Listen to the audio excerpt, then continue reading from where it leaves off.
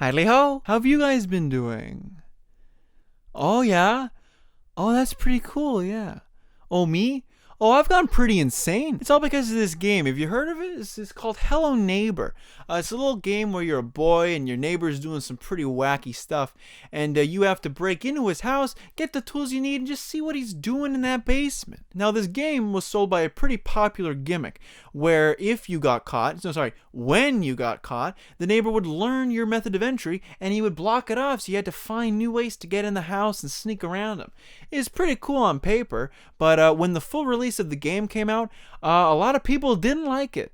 And I was one of them, because I only saw a bird's eye view of what was actually going on. I never actually played it. So I just saw YouTubers play it, and my mind went, oh yeah, game bad, time to go. And that's all I thought about it. Until recently. As you may have noticed, Hello Neighbor has expanded into a franchise with several games, a pilot for a TV show, many books, is a whole gambit, really. And so one day I thought, hey, why don't I dip my toes back into the ring of Hello Neighbor and actually play the first game? See if the thoughts that the YouTubers shared when they first played it are true to me for actually playing it the first time. Boy, was that a mistake. God, I hated it. It was terrible. I was so stressful and emotionally drained after the entire experience that I thought, hey, this is a YouTube video. And so here we are today. I would like to talk to you about the insane time that I've had with Hello Neighbor. So let's dig into the Hello Neighbor franchise.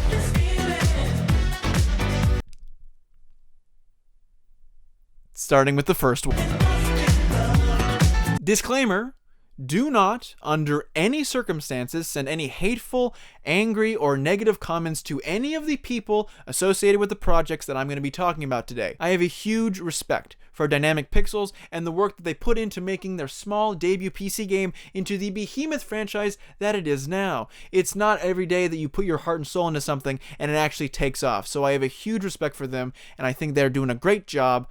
I just don't like their games. Alright, well, let's start with the positives. Don't worry, this won't take long. The look of these games is a huge reason why I think it became popular in the first place, what with its Tim Burton and Dr. Seuss-esque concoction, as well as the iconography of the neighbor. Never do these games seem to falter in its visual style, and they keep continuing to impress me in further installments. There are also moments, especially in the first game, that actually pull off creepy ambiance quite well, and also some nice melancholic, electric guitar tunes that play every so often. The story, even though it's a bit clunkily executed and given to us, I feel has some potential and is an intriguing element of these games that can often be overlooked. Of course, the story elements become elaborated on in the very many books that have come out about these games.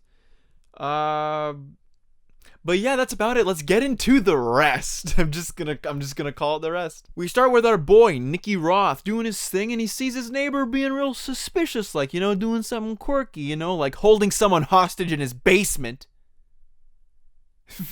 So it's up to us to break in, find the key, and just see what the heck's going on down there. Now I'm going to get into my specific critiques of the overall game when we get to Act 3, but even in Act 1 there's a lot of these problems that begin to crop up. Like the controls, with Nicky being incredibly slippery. He's just a little slippery boy. You just pop him in the pan, get ready for some French toast, cook him up. As well as tedious gameplay mechanics and puzzles, which I hate to use that word because they're more like enigmas. Now, the puzzles in Act 1 aren't as convoluted and aggravating as they will be in Act 3, but that's probably because it's a smaller environment to work with, so you don't have an entire freaking labyrinth to work with. But if you withstand your trials and you get to see what's in the bottom of the basement, you get to see Mr. Peterson's kidnapping quarters, just getting ready for the ribbon-cutting ceremony. Navigating through the basement will result in a scripted chase sequence, where at the end, you see a locked door, needing 3 keys to open it. Now, aside from the fact that these keys are very important later on in the game, this minigame makes no sense to me. While most games would have this be scripted gameplay, where you're meant to run around this little sandbox and you're supposed to get caught, this game does things a little bit different,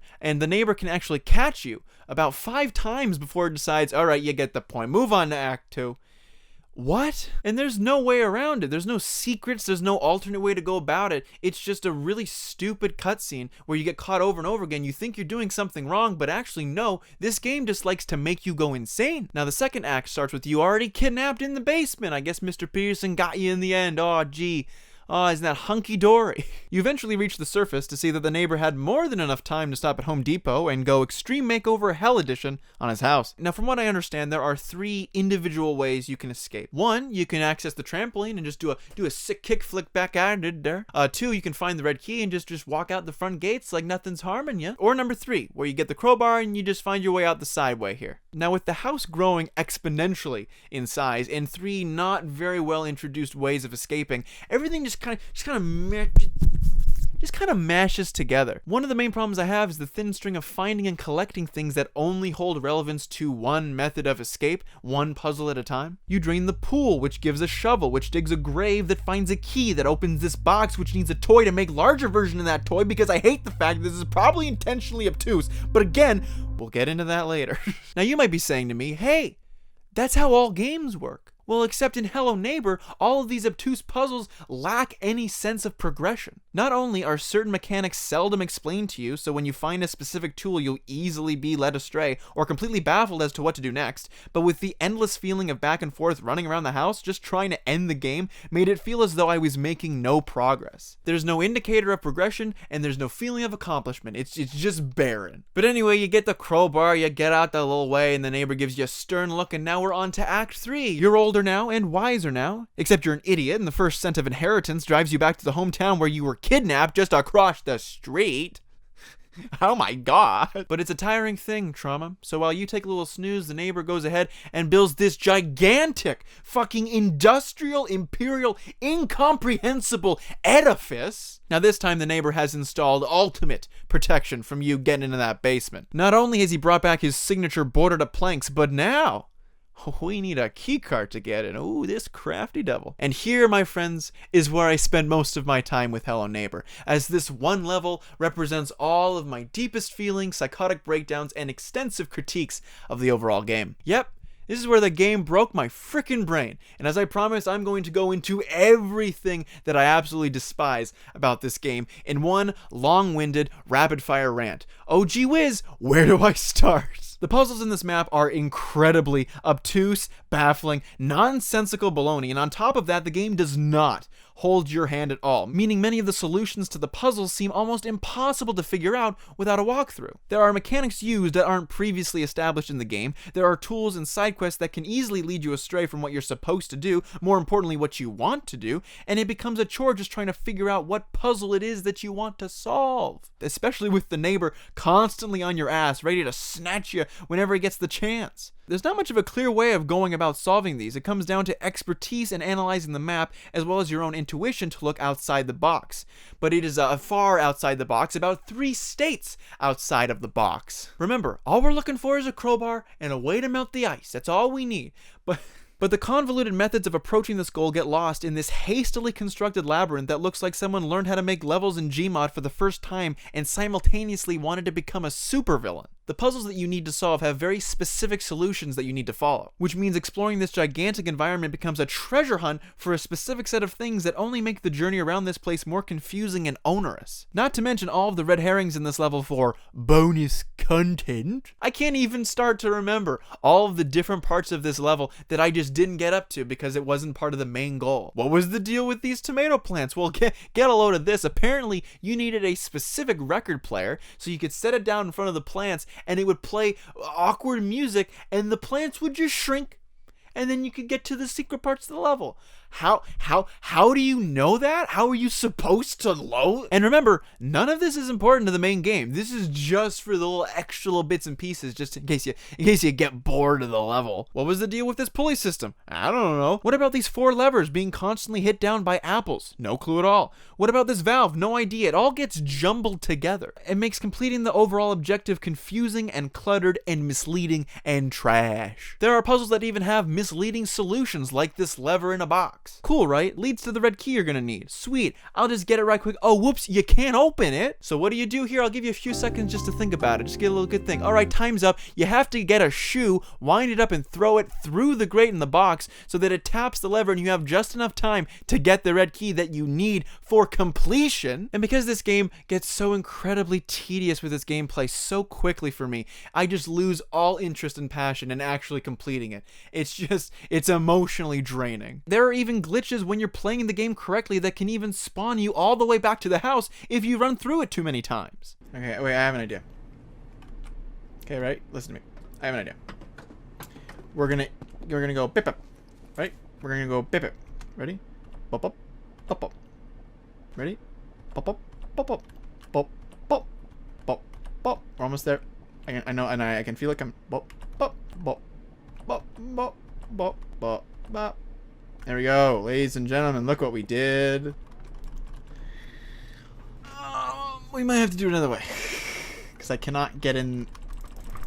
The audio mixing can be quite bad at times, with wind noises blaring over the other standard sound effects of the game. The story as well is quite jumbled and given to us in pieces over these playable cutscene type things that only really are found when you get caught by the neighbor. If you played through these first 2 acts without getting caught, then these cutscenes could easily go unseen, adding to further confusion down the line. The story elements are pretty weak, but they detail the neighbor's wife passing in a car crash, and then there's also a scene in a hospital where it could be either the wife or the daughter. In later books and games, this lore seems to be fleshed out a bit better, but for being the first game before any of those peripheral pieces were produced, this still comes off as vague and discordant. And there's a theme park ride symbolizing a girl getting pushed off a ledge into her own grave.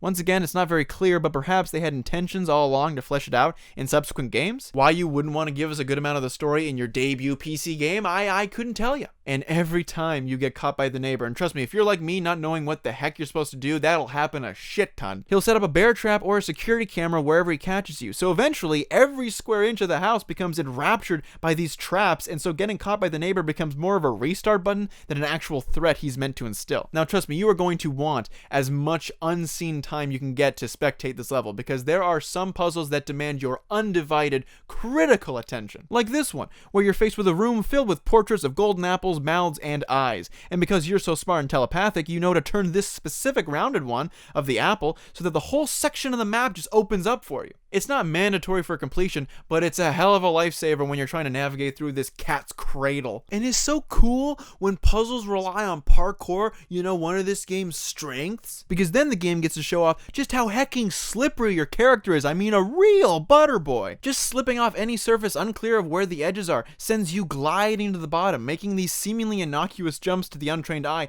feel like a panicked nightmare of precise proportions. Oh, and I forgot to mention, you remember those 3 keys earlier? Yeah, you can find all 3 of them in this level, and they're mandatory for completion. Each minigame unlocks a special ability that's not really explained to you, but trust me when I say that they are a major help in completing the game. Now, these are dubbed fear minigames, as they are used to display the fears that our main character has. First, there's the school minigame, which has you sprinting in between classes to hide in lockers, or else these randomly flight path teacher mannequins will get you, and you have to start over. This, I guess, shows that Nikki fears school, or he had a hard time in school. That's cool, I guess. I didn't ask, but I mean, cool information. Surprisingly enough, tough at first, but manageable once I got the hang of it. It feels a bit luck-based, depending on which direction the teacher mannequins take, because I pretty much went the same route for the entire time, and eventually just found a lucky game where it worked. It can be a bit annoying, but just you wait, you sweet baby doll. It gets worse! The second minigame takes place in a supermarket because Nikki's afraid of the lady from Christmas with the Cranks, who is murderously hellbent on getting that last can of hickory honey ham. You have to push your cart all the way to the end of its track, sitting still if anyone sees you, and trying to get all 5 items into your cart in order to pass the minigame. The only real issue is putting these dang things into the cart. You gotta like kind of do a LeBron. You just gotta you gotta hack up and you just toss it in, you know? It's a bit janky, but you know, it'll work. The third minigame is stupid, because this third game features heavily what the game is just so good at and what it is to its core. Parkour! I don't know about you, but I love it. It's great. The whole game should have been parkour. I mean, they designed this character specifically for this section, so that when you miss a slippery jump, you fall a billion feet incredibly slowly, so you have time to reflect on your stupidity and how much anger I have for this game. I hate it so much. It's not even necessarily difficult. It's just incredibly frustrating when you're either met with a missed jump or a clueless crossroads as to how you progress. All of this leading to the finale, where you literally have to take a leap of faith onto the light bulb to turn it on. And if the chat while I was streaming this didn't tell me that I had a double jump, I most certainly would have screwed that up, and I would have fallen all the way back down, and my computer would have been broken because I would have crashed it onto my skull. These minigames can ruin the flow of the game, just because if you don't have the time or brain capacity or want to complete these games when you discover them, it can add to the already growing mental inventory system of things that you just need to accomplish. Okay, we finished that act. Act 3 is done. Okay, we just one more to go. Just one more act to go. Now, Act 4 is by far the easiest and most trippy level in the whole game. You're in this white, expansive space, towered by the neighbor with a hunchback house, and it's your job to just give him a little spook, just make him a little angry, for the hell he put us through. This also can be a bit convoluted, because once you figure out how to activate all of his irritants, you have to gently land on the porch of the house on his back once you're done. Don't ask. And then we're transported to the final playable part of the game with an enlarged demon that's just destroying the house, and there's a younger version of us that we have to stand in front of and protect from this adversity. But regardless, you do this enough times and you defeat this personification of your fears. The neighbor, I guess, continues to be wrought by his fears, and it's revealed that this whole part was just a dream. It was a nightmare for me. That's right. Acts 3 and 4 were just a dream. It was all inconsequential, pointless. It's just for nothing. I can't even cry. I don't have any tears anymore. Oh, but at least Nicky's happy. Good for Nicky. He conquered his fears and is now living happily as a new man, while I reduce to a crumbled man because whoever I was before I played this game is gone. He's dead. He's a dead man now. I am just a shell of a man that remains. So that was Hello Neighbor, the game that started an entire franchise that is still going strong today. To summarize though, despite the unique identifiable art style and some good music and sound effects here and there, I think those aspects crumble at the feet of the tedious gameplay and nightmarish puzzle design that the game solely inhibits. And it made my time with Hello Neighbor completely soul crushing. I could have just said this earlier and bypassed all of the venting that I've done, but I need to get this out, and I need some way to pay for therapy, so we're here. I feel like this game could have been a lot better if it eased the puzzles a little bit and focused more on being an accessible puzzle game with more incorporated story elements. I read this interview with someone on the team with Dynamic Pixels saying that the inspiration for the game came to a lead designer saying that he wanted to create a game that would give players the feeling of how he felt when he would suddenly find an Easter egg.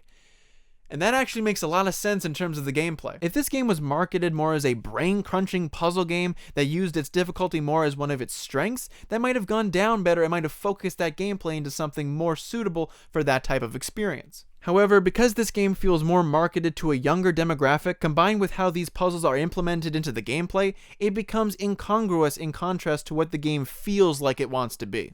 And of course, the community liked this game. They ate it up. They thought it was great. Of course, aside from us being critics. And so the growing popularity of the game pushed Dynamic Pixels to get started on the next installment of the Hello Neighbor franchise, and almost exactly a year after the first one released, we were blessed with Hello Neighbor Hide and Seek. First, can we take just a minute to look at how absurd this box art is? just the dad looking on miserably at his two children recreating their mother's death using a doll and some ketchup. Isn't it just kind of messed up?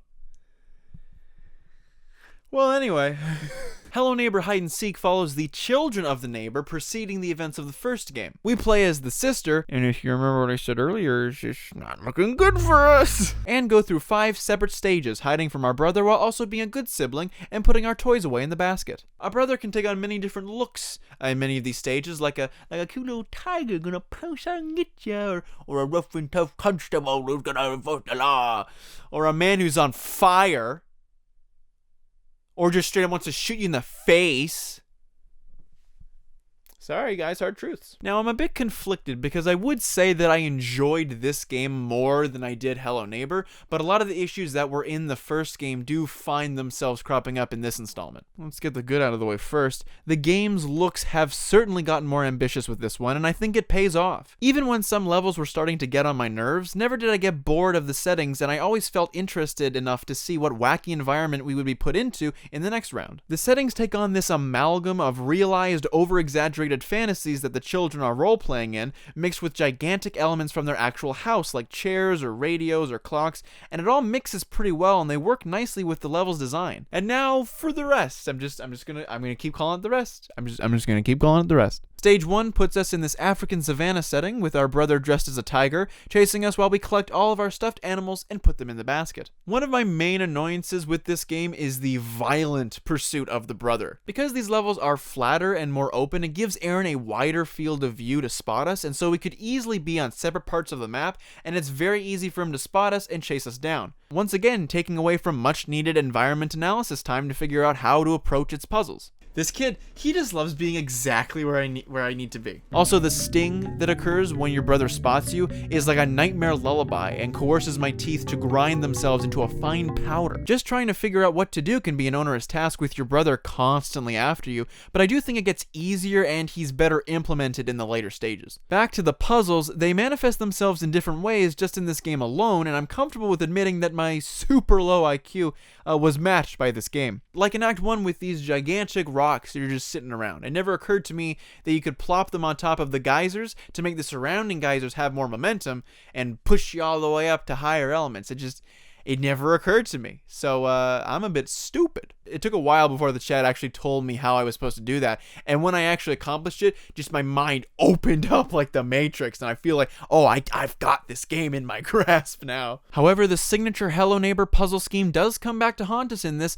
as many of the solutions to these puzzles just flat out don't make sense. You see this sign? I stood in front of that for literally a minute, just trying to figure out what it was trying to tell me. Was the monkey like hidden beneath me and I had to like dig, or was he like falling from above? Yes, he was falling from above, but I didn't see where the monkey was at all. So when I actually completed that part of the puzzle, I was still baffled as to how I solved it in the first place. I think you like fired the gun at the tree, but I don't know, man. It's just so wearing. Stage 2 was a refreshing change in the gameplay, as this time you were collecting money bags to put in the basket. This is also where the game begins to show off its improved visual design for these levels. I really dug the nighttime street environment and the disjointed ceiling skyscape. It fits with the game's overall look and also is just fun to explore on its own. However, it's a bit fucking annoying to play this level. You see, your brother's a constable this time around, trying to get you in the act of your thieving actions. You see, there are these cardboard cutout people that roam the streets, and if they see you, they blow a whistle to alert him of your location.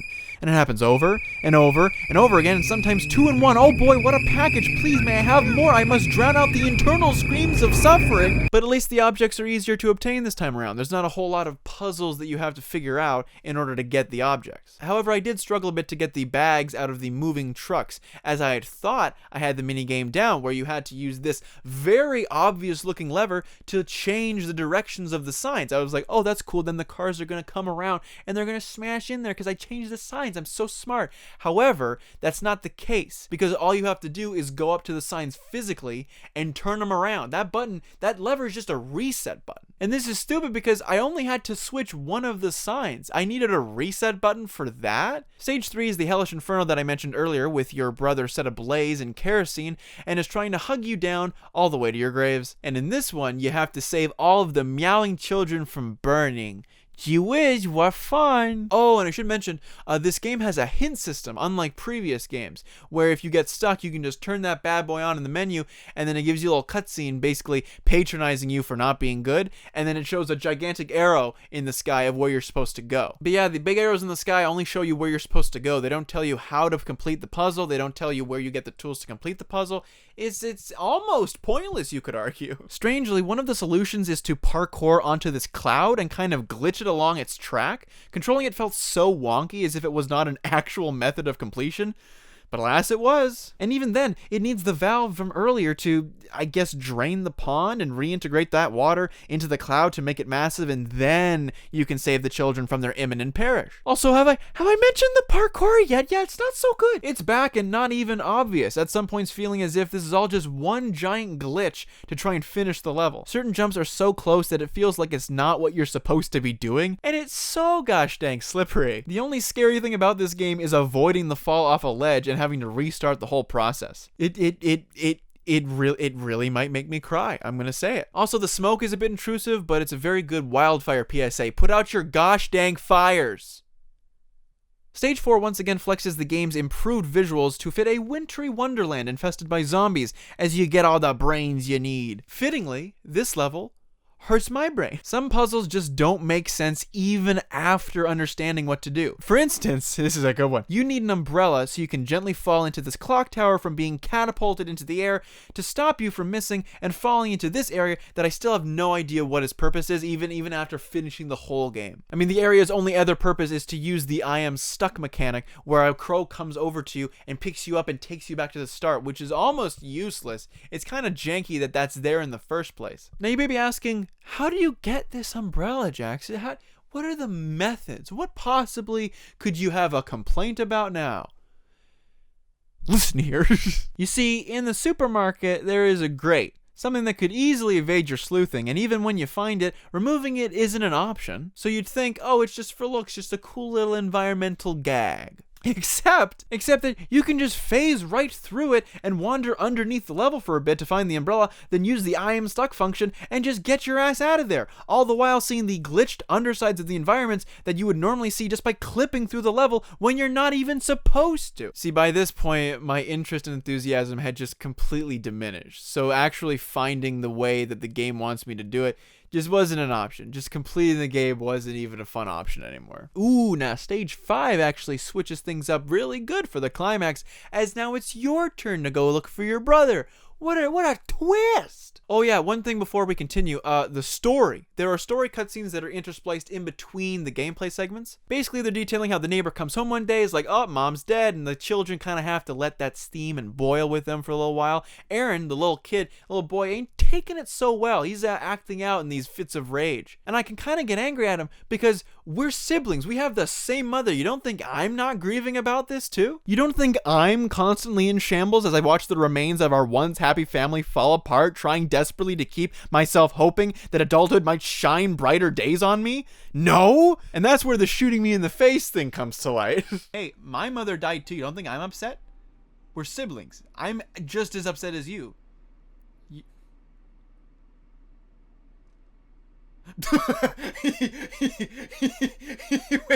Wait. What if he just shot me? I'm like trying to entertain him, like booga booga, and he's like, no, wait, and then he pulls a gun on me. So now we're looking for him, which ultimately leads to an unwarranted explanation of something we were wondering since the first game, as our brother literally kills us. And that's the end of the game. And we see the credits as the neighbor is just burying 2 bodies, I guess, that evening. And honestly, this ending sucks, I'm not gonna lie. I was already fatigued by the games at this point, and you slow motion fall for quite a long time, insinuating that this is a highly emotional moment, even though I don't give a shit about any of these people. But I appreciate the balls from the developers to make the next entry into their Hello Neighbor franchise be a heckin' downer. But overall, I think it's better than Hello Neighbor. Maybe it's because of its constantly changing level design or its simpler objectives that made me like this one more, but I did, and I like that they changed up the formula for this one. And so in between the releases of Hello Neighbor and Hello Neighbor Hide and Seek, there was actually a multiplayer game that was in the works that was released called Secret Neighbor is a multiplayer spin-off of the main franchise, and the first one to not be solely developed by Dynamic Pixels, instead being developed by a studio Holograph. I think that's how it's pronounced, I wouldn't know. And it's fine. It's actually the most fun I've had playing one of these games, and that's probably because of the simplicity of its nature. It's one of these games. A lobby contains up to 6 players, and one of you is secretly disguised as the neighbor. Remember, this is canon, who can shapeshift from a child to a fully grown adult, and you're tasked with finding all of the kids in the house and just killing them straight up. Well, not really. You kind of disintegrate them, but still, Remember, this is canon.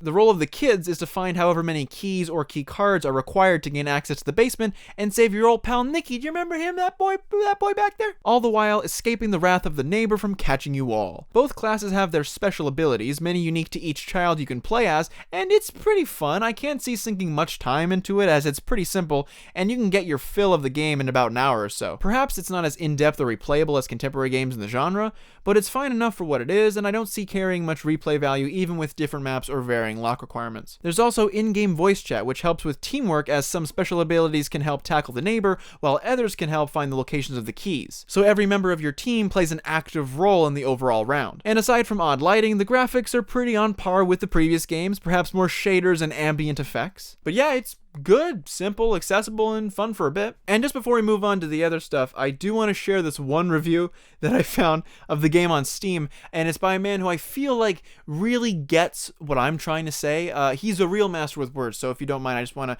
say some things that he wrote in his Steam review. Not recommended. I would not, because there are too many kids screaming, and half the time when they play as the neighbor, they don't know how to do anything. And once I almost got banned because most were Russian, and if they were saying I needed to tell them, I had to quit or they would report me. Lastly, there are too many mean kids playing. Like if I took a key, they would hit me with things until I dropped it. Also, some kids swearing into it. I don't think this is family friendly. I have to mute everyone to play. It's very annoying. Next issue, some kids are very demanding, and sometimes then I have a rifle, they will harass me until I drop or report. Tiny Bill, can you balance the game? It feels unbalanced and also annoying with kids playing and annoying me. Yes, I spent 9.1 minutes to finish this. Words I hear every day when I play Secret Neighbor. Give me the key or I ban you.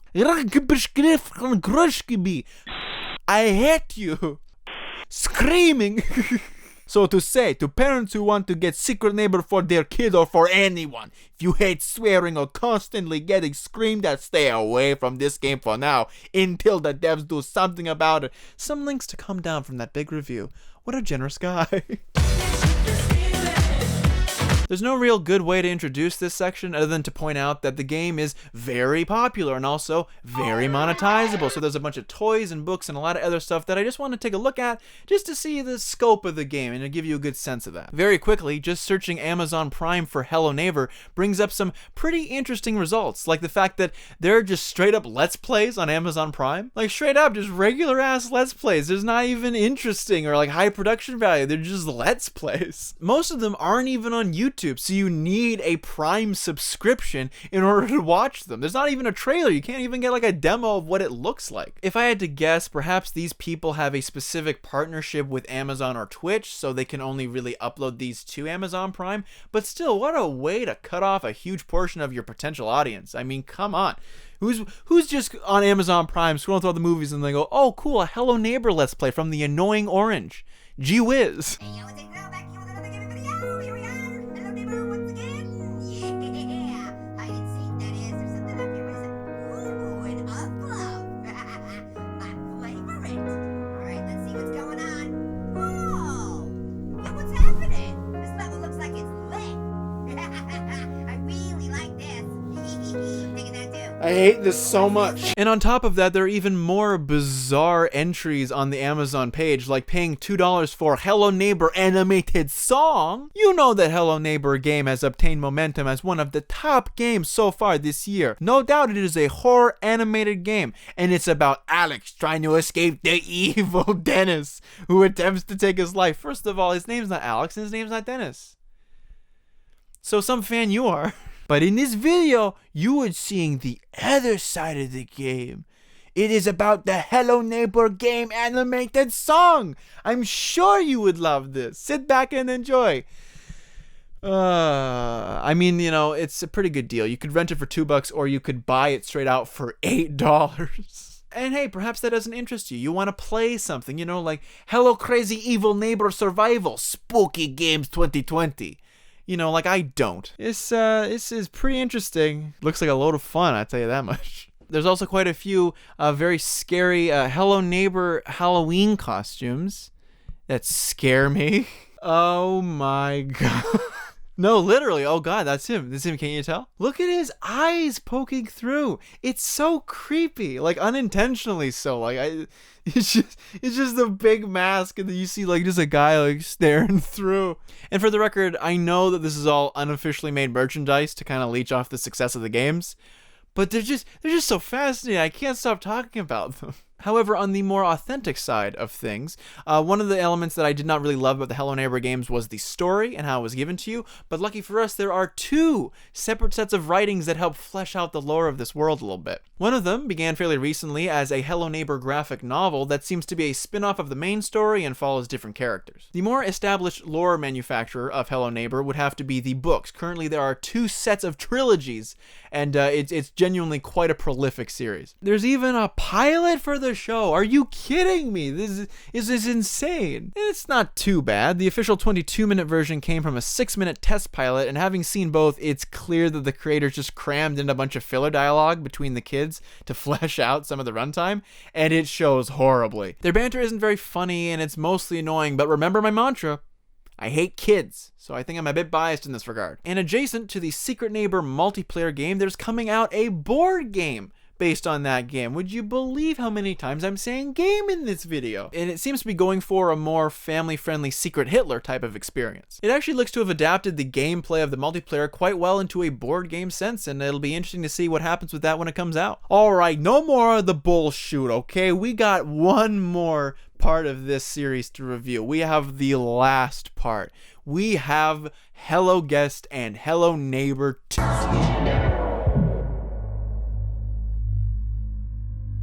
The more of these games that I play, the more I feel genuinely ill.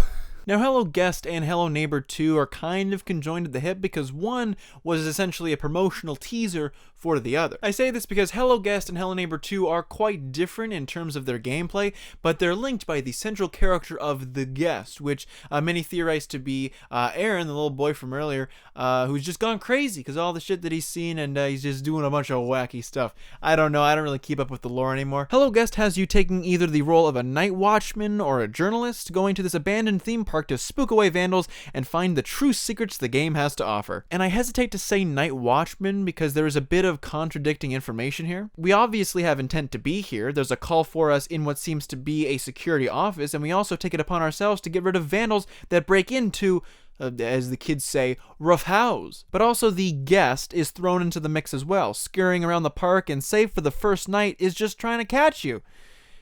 Kind of. His characteristics are different from antagonist's past, and as a first is not entirely hellbent on chasing after you, but if you end up crossing paths, he does decide to take out the trash early. Oh. Which is strange, because we're helping him evacuate rascallions from the property. But also, he's probably wanting us to scram as well, as it seems he's hiding stuff. It's all very strange, but what else is there to expect? Because the true progression of this alpha lies in solving his puzzles.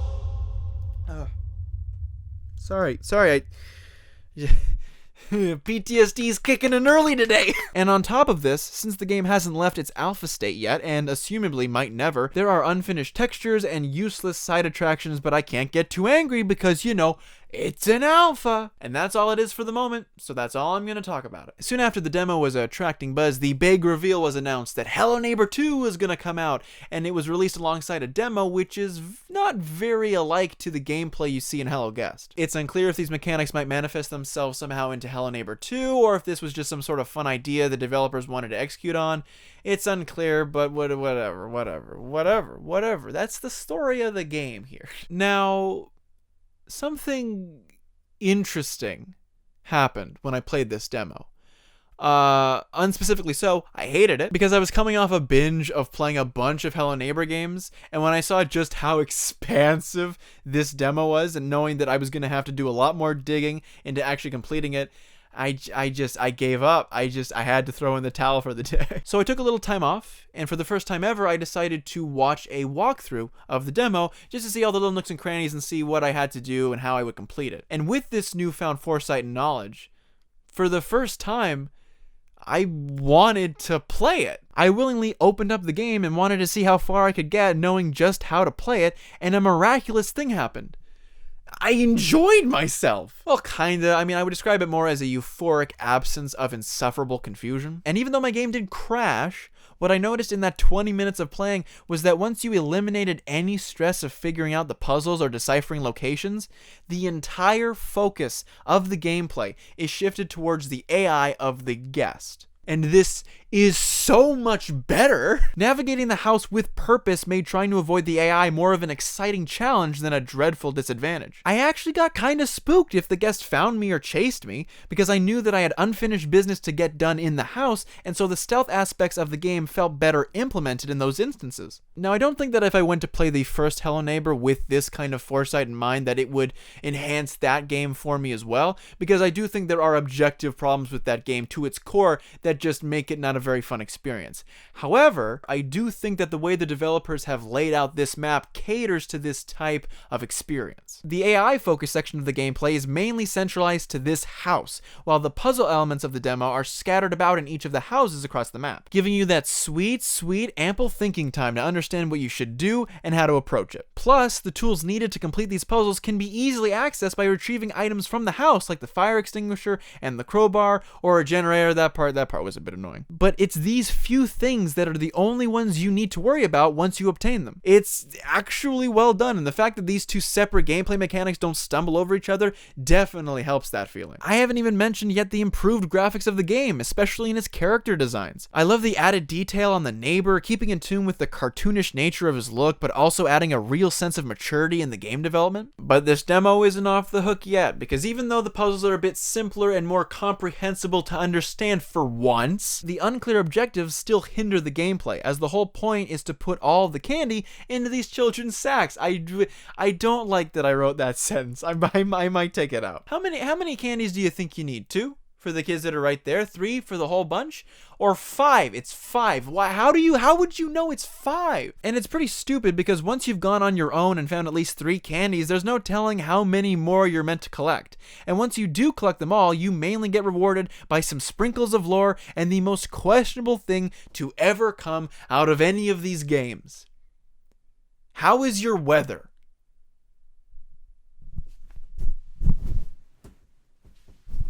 I don't know, partly cloudy? And with that, ladies and gentlemen, with that, we have finished all of the Hello Neighbor games. We've done it. We've finished. Isn't that so great? God, I hated it. I hated it so much. God, these games just made me so angry. I have not felt such mental strain playing a game for, I think, ever. And I willingly did this to myself. You see this? This wasn't even funny. This was a bit. I just did, as a human, as a grown adult, I put this together. I spent time on this. These games have just completely ruined me mentally. It's been a complete strain. And the fact that I'm making such a long video about it probably speaks to just how much these games have ruled my life over the past month. And now we're done. The video's done. I've written everything I can write. And yet still, the games just felt so unfulfilling.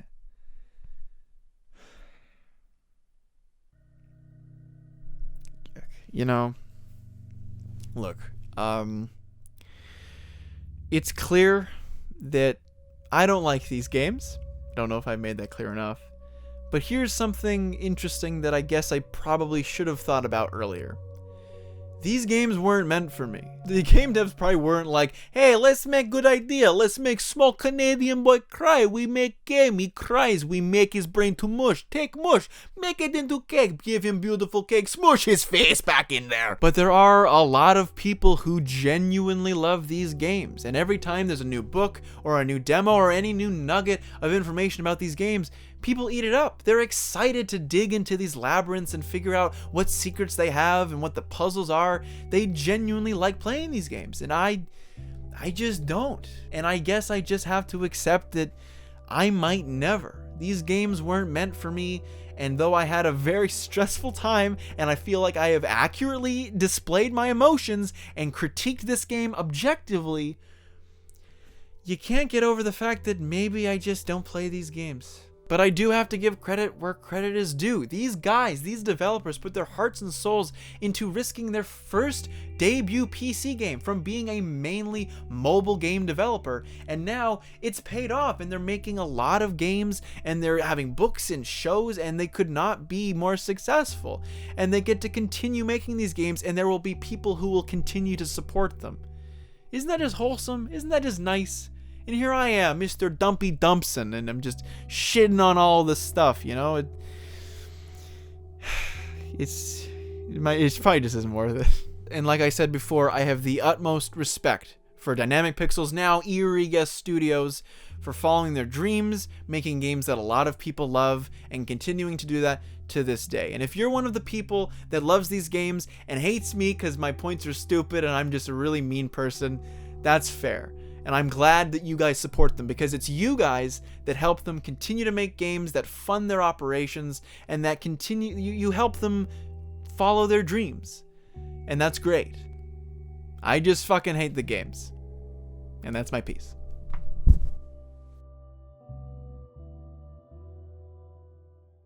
Whoa, wow, we reached the end of the video. What? It's over already? Christ, just recording this, I know it's gonna be so long, and it's definitely not gonna be worth it, but I hope you enjoyed it regardless. If you made it to this outro slate, you're pretty sick, bro. Hit that like button. Yeah, I just said that. Yeah, I'm cringe. Camera cut out, camera battery's dying. I gotta do this fast. I'd like to thank Apricot Luma and Not Derp Tube for following me on the streams when I was streaming this game, because without them, I would not have finished this game. Definitely wouldn't have. I would have tossed in the towel, and maybe that's a bad thing. I don't really know, but thank them very much. But thank you, most importantly, to you for watching this video. If you watched it all the way through, God, there's so many other things to do with your life, but I am very appreciative. I thank you so much, and I hope you enjoyed it. Let me know if you liked it. If you didn't like it, but thank you guys so much for watching. That's the video.